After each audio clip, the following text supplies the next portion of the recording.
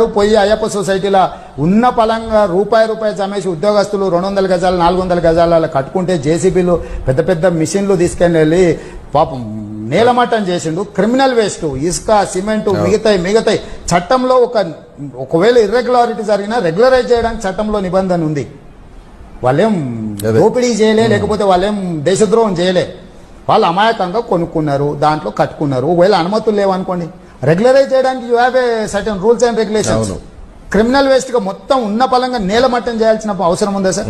ఇలా government schemes announce చేస్తుంది. మీరు గవర్నమెంట్ ల్యాండ్స్ లో ఉంటే మీరు రెగ్యులరైజ్ చేయించుకోండి, మీరు బిల్డింగ్లు కట్టుకుంటే రెగ్యులరైజ్ చేయించుకోండి. ఇంకోటి, నువ్వు అయ్యప్ప సొసైటీ కాడికి ఒక ఫార్ములా ఇచ్చేది ఉండే, కట్ ఆఫ్ డేట్ ఇచ్చేది. పోయి అయ్యప్ప సొసైటీలో ఉన్న పలంగా రూపాయి జమేసి ఉద్యోగస్తులు 200 గజాలు 400 గజాల కట్టుకుంటే జేసీబీలు పెద్ద పెద్ద మిషన్లు తీసుకెళ్ళి పాపం నేలమట్టం చేసిండు. క్రిమినల్ వేస్ట్ ఇసుక సిమెంట్ మిగతాయి చట్టంలో ఒకవేళ ఇర్రెగ్యులారిటీ జరిగినా రెగ్యులరైజ్ చేయడానికి చట్టంలో నిబంధన ఉంది.